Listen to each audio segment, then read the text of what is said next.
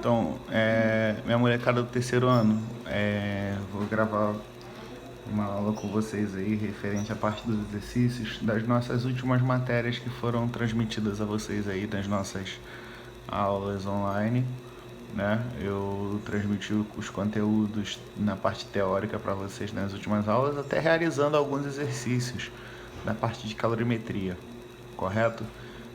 Ficou faltando a gente comentar um pouco sobre equilíbrio químico, equilíbrio térmico, na verdade, né?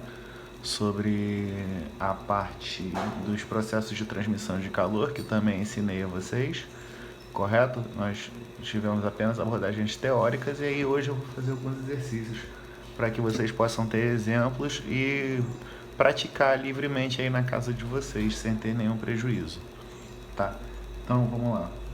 A primeira questão fala o seguinte aqui: uma batata recém-cozida, recém-retirada da água quente, demora para esfriar. Uma justificativa para esse possível fato pode ser dada afirmando que a batata tem. Então, olha só, esse fato aí que relaciona a quantidade de calor e variação de temperatura, né, que explica isso tudo, é o seguinte: para que se a batata demora a esfriar, é porque ela precisa perder muito calor, né, precisa perder uma grande quantidade de energia para redução da sua temperatura, né?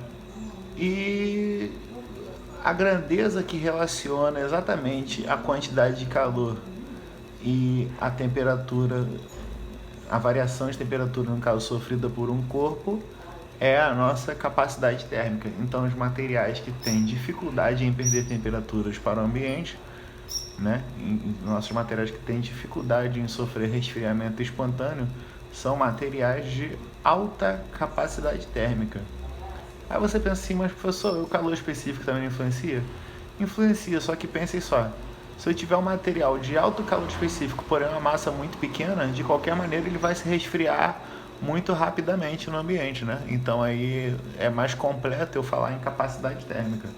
Logo, a batata demora a esfriar porque ela possui alta capacidade térmica. Letra C de suco, C de sargento, né? Vocês aí que assistem, mostram as aulas pro pai de vocês, explica que é uma brincadeira, tá? Que eu sempre falo essas paradas nada a ver assim, mas eu não sou analfabeto, tá? Tranquilidade, rapaziada. Vamos lá. Segunda questão. Um calorímetro de capacidade térmica 5 calorias por grau Celsius contém 200 gramas de água a 20 graus Celsius. Ao colocarmos um bloco metálico de 500 gramas a temperatura de 100 graus Celsius no interior deste calorímetro, observamos que o sistema atinge equilíbrio térmico a 60 graus Celsius. Calcule o calor específico do metal que constitui esse bloco em calorias por grão a grau Celsius. Então vamos lá. Questão número 2 aqui é uma questão de equilíbrio térmico bem legal e bem completa, né? O que vai acontecer aqui? Vocês precisam lembrar que eu expliquei para vocês uma vez que quando eu trato de um equilíbrio térmico, o somatório das quantidades de calor envolvidas no processo não é corona, rinite, tá? Então, QA mais QB mais QC mais seja lá quantos calores forem envolvidos, o somatório dessas quantidades de calor é nulo, né? E aí, vamos lá. Então, eu tenho aqui, ó, o calorímetro, a água e o bloco de ferro. Então, eu tenho que considerar os três, ó, porque ele falou que a capacidade térmica do calorímetro, certo? Então, eu tenho calorímetro, água e bloco de ferro. Aí, vamos lá, vamos traduzir essas informações agora. Então, o calorímetro tem capacidade térmica Czão 5 calorias por grau Celsius. Então, Czão do calorímetro é 5 calorias por grau Celsius. Certo? Contém 200 gramas de água a 20 graus Celsius. Então, a temperatura inicial do calorímetro, θ0 é 20 graus Celsius, tá? E a da água também é 20 graus Celsius, porque a princípio eles estão em equilíbrio antes do início do processo, né? Na água, eu tenho lá a massa 200 gramas, o calor específico da água 200 gramas, o calor específico da água 1 caloria por grama vezes de graus Celsius, e a temperatura inicial da água também 20 graus Celsius. E eu vou inserir um bloco de ferro, um bloco metálico com massa 500 gramas. Massa 500 gramas. O calor específico é desconhecido, essa é a nossa pergunta da questão. A temperatura inicial do bloco metálico é 100 graus Celsius, né? E ele disse que o sistema todo entra em equilíbrio térmico a temperatura final θ 60 graus Celsius, correto? Essas são as informações dadas no nosso problema.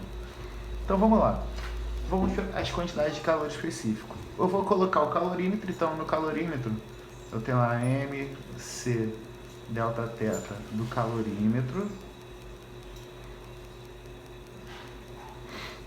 mais MC delta θ da água mais MC delta θ do bloco igual a zero, né? No calorímetro não tenho massa nem calor específico, mas aí vocês vão se deparar com esse tipo de questão o tempo inteiro. Aqui onde tem M vezes C, isso é o meu próprio M vezes C, massa vezes calor específico, é a própria capacidade térmica. Então vou substituir pela capacidade térmica do calorímetro, 5 vezes a variação de temperatura sofrida pelo calorímetro, temperatura inicial, 20, temperatura final, 60, né? Menos a inicial, 20, mais a água, 200, né? A massa vezes o calor específico, 1, vezes a variação de temperatura sofrida pela água, 60 menos 20, mais a quantidade de calor do bloco metálico envolvido, 500, vezes o calor específico do bloco desconhecido, vezes a variação de temperatura sofrida pelo bloco, temperatura final 60, temperatura inicial 100, né? Sempre temperatura final menos inicial, e eu vou somar tudo igual a zero, tá? E aí vamos lá, então vai ficar 60 menos 20, 40, vezes 5, 200, mais 60 menos 20, 40 de novo, vezes 200, vai dar 80.008.000. E aqui no final, 60 menos 100 vai dar menos 40. Menos 40 vezes 500 vai dar 4 vezes 5, 20, né? 0, 0 aqui, mais 0 do 40, então mais 3 zeros. Menos 20.000 vezes o calor específico, isso é igual a zero, né? Então eu vou passar o 20.000, menos 20.000 para lá e vou somar os dois aqui, né? Então vai ficar 8.200 igual a 20.000 vezes o calor específico, Czinho. Vou eliminar os zeros, vapo, vapo, vapo, vapo. E C vai ser igual a 82 dividido por 200, né? 82 dividido por 200, posso simplificar 82 dividido por 2 dá 41, 41 dividido por 100, 0,41 calorias por grama vezes graus Celsius, né? Então uma questão aí bem completa, bem legal mesmo de equilíbrio térmico, tá? Que vai ser suficiente para ampliar os horizontes de vocês em todos os tipos de questões de equilíbrio térmico, tá bom? Essa questão aí é bem mais do que suficiente para que vocês possam realizar todas as outras, ok? E caso ainda tenham dúvidas, podem entrar em contato comigo. Eu vou para o nosso próximo tema agora, que é a parte referente a processos de transmissão de calor, que eu expliquei para vocês aí nas nossas últimas aulas, né? Então eu tenho lá os conceitos, né? Só para a gente lembrar, a condução é o processo de transmissão de calor que acontece predominantemente nos materiais sólidos, a convecção é o processo que acontece predominantemente nos materiais fluidos, e a irradiação acontece em diversos meios, inclusive o vácuo, tá? E aí vamos lá, para a gente lembrar aqui como é que funciona. Eu tenho os exercícios conceituais aqui tranquilo. Então vamos lá. Número 1.